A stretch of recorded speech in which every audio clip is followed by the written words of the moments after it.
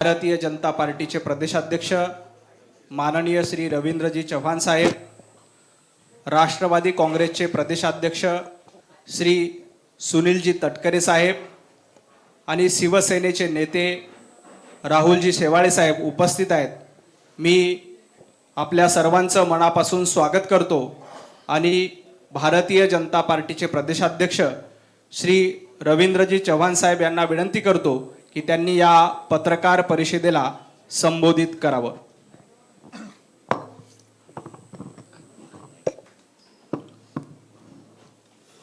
नमस्कार।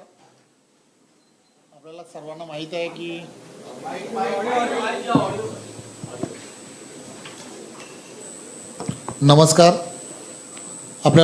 माहित आहे की विधान परिषदेच्या निवडणुका या 18 तारखेला 18 जूनला होऊ घातलेल्या आहेत। त्यामध्ये एक पोटनिवडणूक आहे की जे नागपूरमधली आहे आणि 16 विधान परिषदेच्या असणाऱ्या या निवडणुका आणि या निवडणुकांमध्ये देशाचे पंतप्रधान नरेंद्र मोदीजी यांच्या नेतृत्वामध्ये केंद्रामध्ये NDA सरकार अतिशय चांगल्या पद्धतीने काम करताना तुम्हाला आम्हाला सर्वांना दिसत आहे आणि त्याच पद्धतीने महाराष्ट्राचे लोकप्रिय असे मुख्यमंत्री आदरणीय देवेंद्रजी फडणवीस साहेब आणि त्याचबरोबर उपमुख्यमंत्री आदरणीय एकनाथराव शिंदेजी आणि उपमुख्यमंत्री आदरणीय सुनित्राताई या तिघांच्या नेतृत्वामध्ये महाराष्ट्रामध्ये सुद्धा महायुतीचं सरकार हे अतिशय चांगल्या पद्धतीने शेतकरी, कष्टकरी आणि या सगळ्यांसाठी हितावह असणारे निर्णय हे सातत्याने घेताना तुम्हाला आम्हाला सर्वांना दिसत आहे। आणि त्यामुळे या विधान परिषदेच्या ज्या निवडणुका आहेत, या विधान परिषदेच्या निवडणुकांमध्ये या सर्व केंद्रीय सर्व नेते मंडळी आणि राज्यामधील असणारे महायुतीचे हे सर्व नेते, मग आदरणीय देवेंद्रजी असतील, आदरणीय एकनाथराव शिंदेजी असतील, आदरणीय सुनित्राताई असतील, या सर्वांनी मिळून हा निर्णय घेतला की या होणाऱ्या विधान परिषदेच्या निवडणुका ज्या आहेत यामध्ये महायुतीमध्येच या सर्व निवडणुका या लढल्या गेल्या पाहिजेत। आणि म्हणून आपण पाहिलं असेल की यामधल्या जागांचं वाटपही या सर्व नेते मंडळींनी बसून अतिशय चांगल्या पद्धतीने कसं होऊ शकतं या संदर्भातला सुद्धा निर्णय हा गेल्या काही दिवसांमध्ये आपण पाहिलं असेल की 30-31च्या दरम्यान तो निर्णय घेतला। 1 तारखेला सर्व ठिकाणी महायुतीच्या सर्व उमेदवारांनी सर्व ठिकाणी अर्जही भरलेले आहेत आणि याची आपणा सर्वांना कल्पना आहे। 4 तारखेला फॉर्म विड्रॉलची वेळ आहे आणि 4 तारखेला फॉर्म बऱ्याच ठिकाणी विड्रॉलही होतील अशी परिस्थिती आहे। पण या सर्व निवडणुका आणि या निवडणुकांमध्ये मतदान जे आहे ते मतदान त्या ठिकाणचे असणारे नगरसेवक, जिल्हा परिषद सदस्य, तिथले असणाऱ्या पंचायत समितीचे सभापती अशी असणारी तिथली असणारी मतदारांची जी सूची आहे तीही आपल्याला सर्वांना आणि निवडणूक आयोगाने तीही डिक्लेअर केलेली आहे। त्यामुळे संपूर्ण महाराष्ट्रामध्ये एक चांगला मेसेज जाणं हे सुद्धा अपेक्षित आहे की या निवडणुका खेळीमेळीच्या वातावरणामध्ये महायुतीने या 17च्या 17 जागा यामध्ये महायुतीच्याच उमेदवारांना विजय मिळाला पाहिजे म्हणून काल आदरणीय देवेंद्रजी, एकनाथराव शिंदेजी आणि सुनित्राताई या सगळ्या प्रमुख नेत्यांची काल बैठक झाली आणि त्यांनी या निवडणुकीमध्ये महायुतीचे सर्व उमेदवार जे अधिकृत आहेत ते उमेदवार विजयी झाले पाहिजेत यासाठी पूर्णच्या पूर्ण महाराष्ट्रामधील असणाऱ्या त्या ठिकाणच्या असणाऱ्या प्रमुखांना तशा सूचनाही दिल्या की आपण महायुतीमध्येच या निवडणुका विजयाच्या दिशेने घेऊन जायच्या आणि म्हणून ही अधिकृत जी यादी आहे की जी कारण यामध्ये काही ठिकाणी बरेच वर्ष काम करणारे काही कार्यकर्ते की ज्यांनी सुद्धा उमेदवारी अर्ज भरलेले आहेत त्यामुळे मतदारांमध्ये संभ्रम होऊ नये आणि म्हणून अधिकृत महायुतीचे उमेदवार कोण या संदर्भातली तीनही पक्ष म्हणून एकत्रपणे आपण ते डिक्लेअर करावेत असे निर्देश हे तीनही नेत्यांनी कालच्या बैठकीमध्ये दिले आणि म्हणून आज ही पत्रकार परिषद घेऊन त्या पत्रकार परिषदेमध्ये हे त्या भागांमधल्या स्थानिक स्वराज्य संस्थांचे हे उमेदवार असतील येणाऱ्या काळामध्ये महायुतीचे असं आजच्या या पत्रकार परिषदेमध्ये आम्ही घोषित करणार आहोत. आपण एकच गोष्ट लक्षात घेतली पाहिजे आणि माझी मतदारांना सुद्धा विनंती आहे की त्या स्थानिक स्वराज्य संस्थांमध्ये आपल्या पहिल्या पसंतीचं जे मतदान आहे हे पहिल्या पसंतीचं मतदान त्या ठिकाणच्या असणाऱ्या महायुतीच्याच उमेदवाराला देणं हे पार्टीला आणि महायुतीला सुद्धा अपेक्षित आहे आणि त्यामुळे ज्यांनी कोणी काही बंडखोर म्हणून काही अर्ज भरले असतील तर माझी त्यांना विनम्र विनंती आहे की त्यांनी वरिष्ठांशी बोलून नेत्यांशी बोलून ते अर्ज मागे घ्यावेत अशी त्यांना विनंती आणि येणाऱ्या काळामध्ये पार्टीसुद्धा त्यांच्या बाबतीमध्ये सकारात्मक येणारी महामंडळं असतील किंवा समित्या आहेत यामध्ये कुठेतरी पॉझिटिव्ह विचार करणारा याही संदर्भातला निर्णय हा कालच्या बैठकीमध्ये महायुतीच्या सर्व नेत्यांनी घेतला आहे. त्यामुळे मी आत्ता फक्त आपणासमोर ती यादी एकत्रपणे जी आहे ती काय आहे महायुतीचे उमेदवार कोण आहेत ती मी आपल्यासमोर वाचून दाखवणार आहे. यामध्ये नागपूर स्थानिक स्वराज्य संस्थांमध्ये डॉक्टर राजीव भास्करराव पोद्दार, भंडारा गोंदिया श्री अविनाश आनंदराव ब्राह्मणकर, वर्धा चंद्रपूर गडचिरोली या स्थानिक स्वराज्य संस्थांमध्ये अरुण हनुमंत लखानी, अमरावती श्री प्रवीण रामचंद्र पोटे, सोलापूर राजेंद्र विठ्ठल राऊत, अहमदनगर म्हणजे अहिल्यानगर प्राजक्त प्रसादराव तनपुरे, जळगाव श्री नंदकिशोर भागवत महाजन, सांगली सातारा श्री धैर्यशील ज्ञानदेव कदम, नांदेड श्री अमरनाथ अनंतराव राजूरकर, उस्मानाबाद लातूर बीड या स्थानिक स्वराज्य संस्थेमध्ये बसवराज माधवराव पाटील, संभाजीनगर म्हणजेच औरंगाबाद जालना श्री सुहास त्र्यंबकराव शिरसाट, त्याचबरोबर ठाणे या स्थानिक स्वराज्य संस्थेमध्ये रवींद्र सदानंद फाटक, यवतमाळ श्री दुष्यंत सतीश चतुर्वेदी, परभणी हिंगोली सय्यद शेरगुल खान, नाशिक नरेंद्र भिकाजी दराडे, रायगड रत्नागिरी सिंधुदुर्ग या स्थानिक स्वराज्य संस्थेमध्ये श्री अनिकेत सुनील तटकरे, पुणे विक्रम संजय काकडे, या सर्व जे या स्थानिक स्वराज्य संस्था आहेत 17 या स्थानिक स्वराज्य संस्थांमध्ये महायुतीचे हे सर्व उमेदवार आहेत.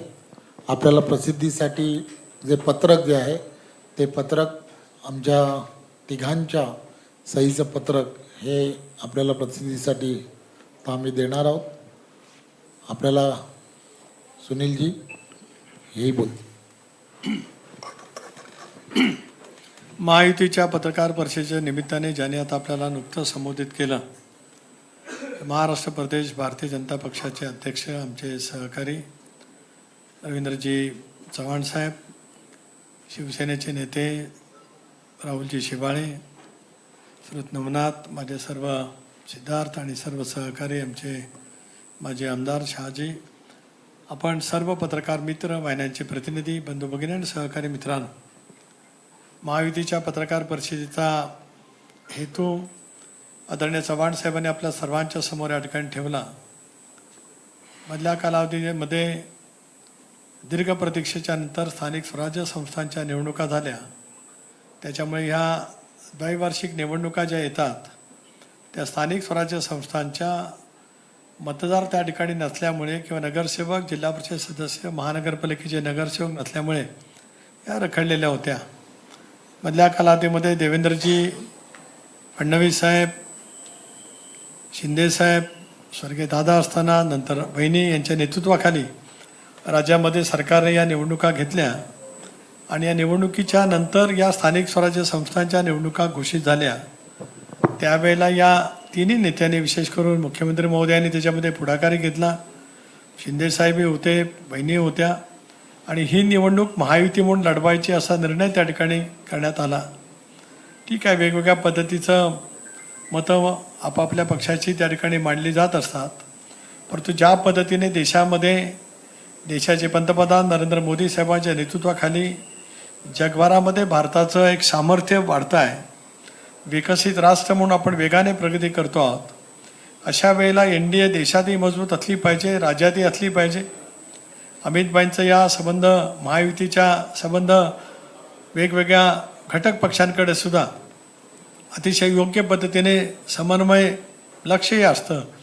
प्रत्येकाला त्या पद्धतीने सामावून घेण्याची भूमिका भारतीय जनता पक्षाच्या शीर्षस्थ नेतृत्वाने ही कायम त्या ठिकाणी निश्चितपणाने घेतलेली आहे.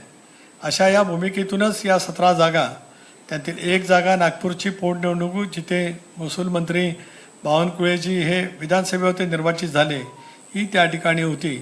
आणि मग उरलेल्या 16 जागांच्या वतीमध्ये त्या ठिकाणचा निर्णय जसं चव्हाण साहेबांनी सांगितल्याप्रमाणे 30-31ला घोषित झाला. 1 तारखेला अर्ज भरले गेले. काही ठिकाणी महायुतीच्या उमेदवारांच्या मध्येच इतरही पक्षातल्या म्हणजे घटक पक्षांतले काही अर्ज भरले.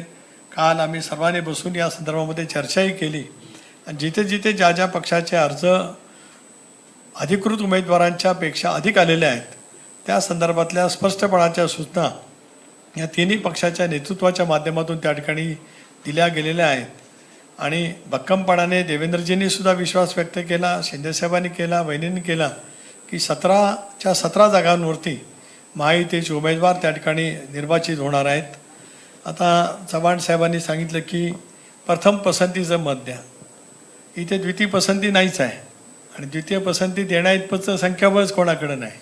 त्याच्यामुळे एकाच पसंतीचं 1 क्रमांकाचंच मत हे जवळपास अनेक या सगळ्या स्थानिक स्वराज्य संस्थांच्या निवडणुकीतलं आपण बलाबल पाहिलं तर 75-80% कुठे 90%च्या आसपास त्या ठिकाणी आहे.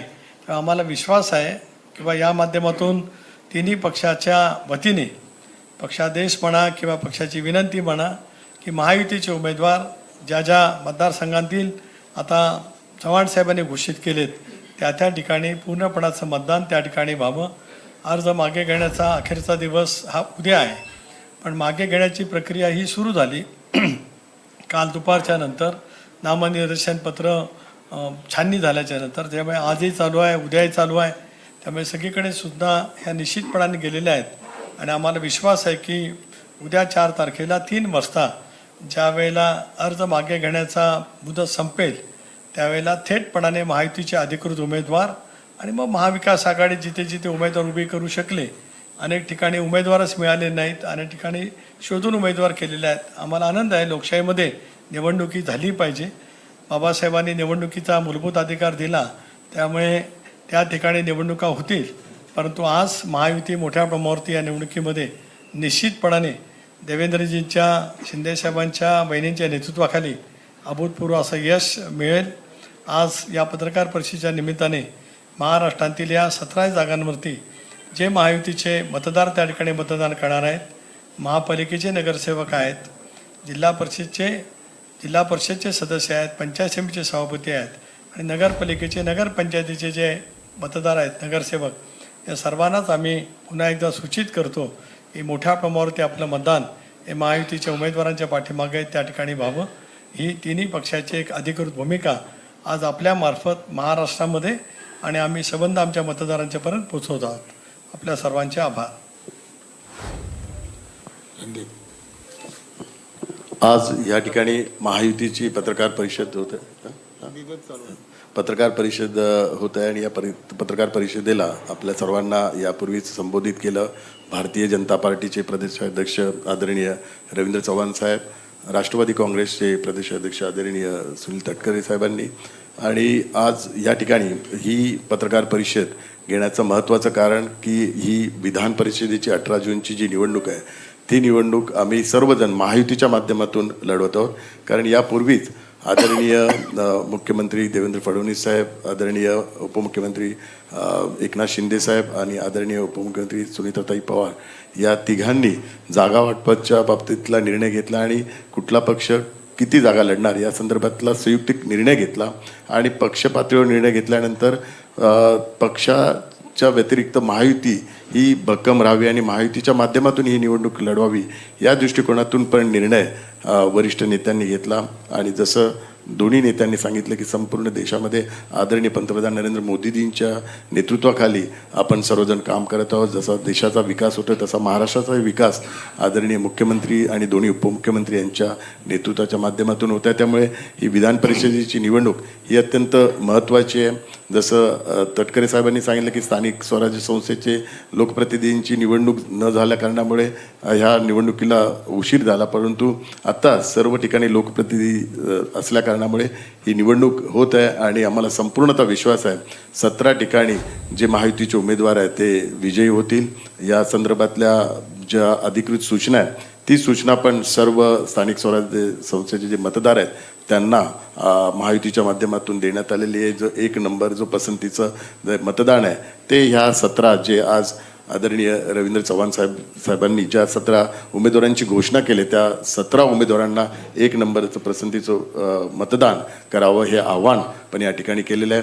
शिवसेनेच्या वतीने आदरणीय उपमुख्यमंत्री आणि शिवसेनेचे मुख्य नेते एकनाथ शिंदे साहेब यांनी सर्व जे अधिकृत उमेदवारांच्या व्यतिरिक्त इतर ज्या उमेदवारांनी अर्ज केलेला आहे भरलेला आहे त्या सर्व उमेदवारांबरोबर त्यांनी चर्चा केली. त्यांच्या कार्याचा पण सन्मान शिवसेनेच्या वतीने होणार आहे. जसं चव्हाण साहेबांनी सांगितलं की ज्यांनी अर्ज भरला आहे त्यांच्या संदर्भात शासकीय पातळीवर असेल किंवा राजकीय पातळीवर असेल त्यांच्या कार्याचा सन्मान हा केला जाईल. त्यामुळे आम्हाला संपूर्णतः विश्वास आहे की महायुतीचे 17 जे अधिकृत उमेदवार आहेत त्यांच्या व्यतिरिक्त जे उमेदवार ज्यांनी बंडखोरी केली असेल ते सर्वजण उद्याच्या 4 तारखेच्या आत सर्वजण माघारी घेतील हा संपूर्णतः विश्वास आहे. आणि येणाऱ्या 18 तारखेला ह्या 17 जे अधिकृत उमेदवार आहेत त्या सर्वांना भरघोस मतदान होऊन ते संपूर्ण विजयी होतील हा एक विश्वास या पत्रकार परिषदेच्या माध्यमातून मी देत आहे. एक विचार एक विचार.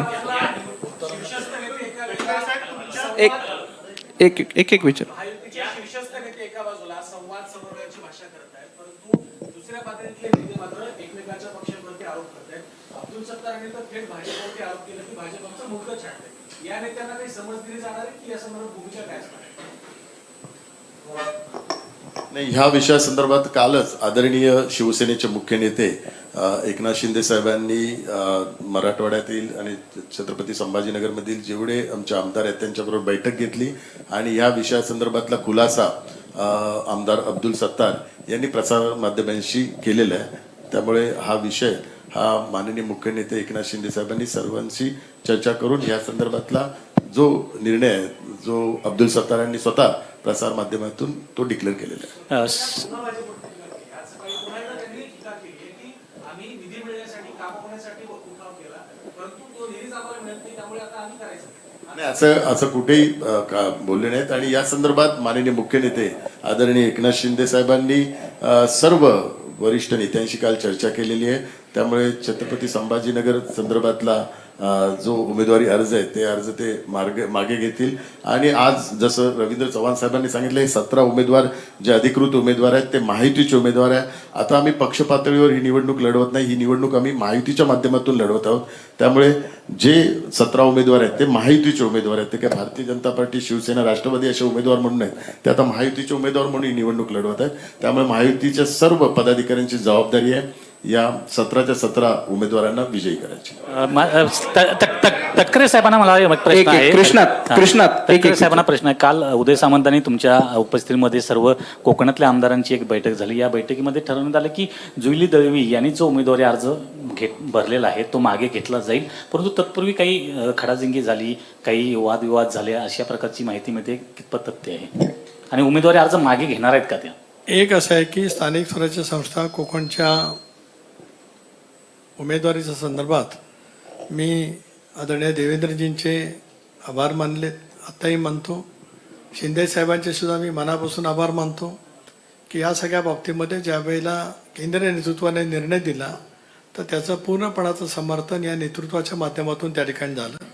खरं आहे की काल उदय सामंत यांच्यासोबत माझी बैठक झाली. त्याला उदय सामंत त्या ठिकाणी होते, भरत गोकावले होते, महेंद्र थोरे होते, निलेश राणे होते, राजन साळवी होते, त्याच्यानंतर उदय सामंत यांचे बंधू आमदार किरण सामंत त्या ठिकाणी होते, रायगड जिल्ह्यातील सुद्धा आमदार त्या ठिकाणी होते.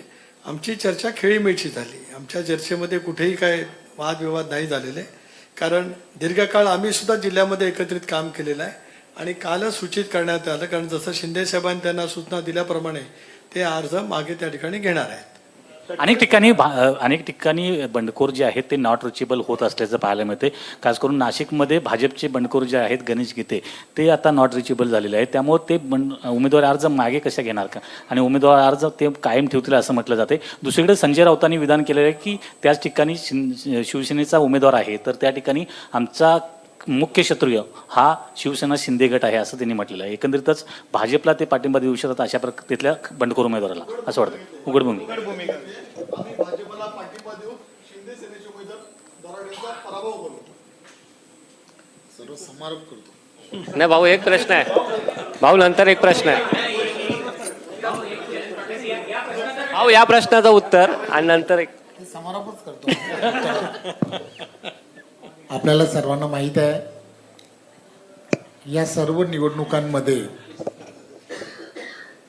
आपण पाहिलं असेल की जे मतदान आहे आणि मतदानांना ची असणारी जी आपण ज्याला गोळाबेरीज ज्याला म्हणतो ती पाहिली तर महायुतीला 100% विजय मिळणारच आहे.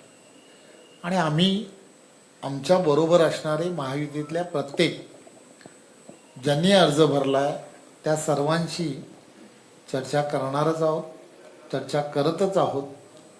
आणि चर्चा करून त्यांचे अर्ज जे बंडखोर दिसत आहेत असं वाटतंय त्यांचे अर्ज हे 100% मागे घेतले जातील याची आम्हाला तरी निदान पूर्ण खात्री आहे. त्यामुळे आम्हाला चिंता काय आहे तर आम्हाला चिंता याची आहे की हे सर्वच्या सर्व आम्हाला आमच्या नेत्यांनी आज असं सांगितलं की तुम्ही तिघांनी जा आणि आज पत्रकार परिषदेमध्ये अधिकृत उमेदवारांची घोषणा करा. तर फक्त आम्ही आज त्यापुरतंच आलेलो आहोत. अधिकृत उमेदवार कोण आहेत, हे 17च्या 17 कोण आहेत त्यांची आज घोषणा करावी म्हणून आज आम्ही इथे भाऊ एक शेवटचा प्रश्न. भाऊ जर शेवटचा प्रश्न सुशांत. ह्याचं- तटकरे साहेबांना प्रश्न आहे. तुम्ही हा दावा करता की महायुतीचे 17 उमेदवार निवडून येतील आवश्यक संख्या. तुम्हाला शंका आहे का? नाही शंकेचा विषय हा आहे की अहिल्यानगर असेल किंवा पुणे असेल तिथे जे तुम्ही उमेदवार निवडलेले आहेत वर्षानुवर्ष काम करणाऱ्या कार्यकर्त्यांऐवजी पक्षात आदल्या दिवशी प्रवेश केलेल्या व्यक्तीला 24 तासात उमेदवारी जाहीर होते. नेमके निकष काय होते या लोकांना उमेदवारी देण्यासंदर्भात? दुखंडे साहेब, पत्रकार परिषदेमध्ये सर्व विषयाची चर्चा करणं हे अपेक्षित नसतं. आजची पत्रकार परिषद अधिकृत माहितीचे उमेदवार कोण असावेत या संदर्भात आहे. चहापान आहे. चव्हाण साहेब अधिकृत उमेदवारांसंदर्भातच मी निकष विचारले.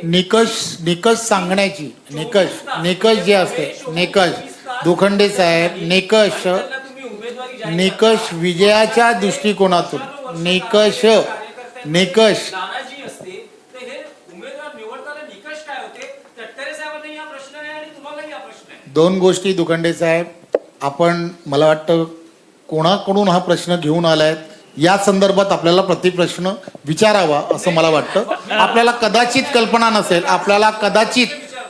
कदाचित कल्पना नसेल की देशाचे पंतप्रधान नरेंद्र मोदीजी यांच्या नेतृत्वामध्ये आणि महाराष्ट्रात महायुतीमध्ये ज्या वेळेला निर्णय प्रक्रिया ज्या होत असतात त्या निर्णय प्रक्रिया या जाहीरपणे पत्रकार परिषदेमध्ये सांगण्याची प्रथा आणि परंपरा अजून सुरू झालेली नाही. ती कदाचित विरोधी पक्षांमध्ये असेल, अजून महायुतीमध्ये सुरू झाली नाही. चालू झाली की तुम्हाला ती नक्की सांगू. भाऊ सर्वांचे मनापासून धन्यवाद. आजची पत्रकार परिषद खास करून महायुतीचे उमेदवार या संदर्भात होती. आपण सगळ्यांनी वेळ दिला, आपण सर्वांनी उपस्थित राहिला त्याबद्दल धन्यवाद. हिंदीमध्ये आपण तर महायुतीची संयुक्त पत्रकार परिषद झाली आणि यावेळी जे होऊ घातलेली विधान परिषद निवडणूक आहे त्या संदर्भात खरं तर माहिती देण्यात आलेली आहे आणि सगळे 17चे 17 उमेदवार निवडून येतील असा विश्वास देखील तिन्ही पक्षाच्या नेत्यांनी व्यक्त केला.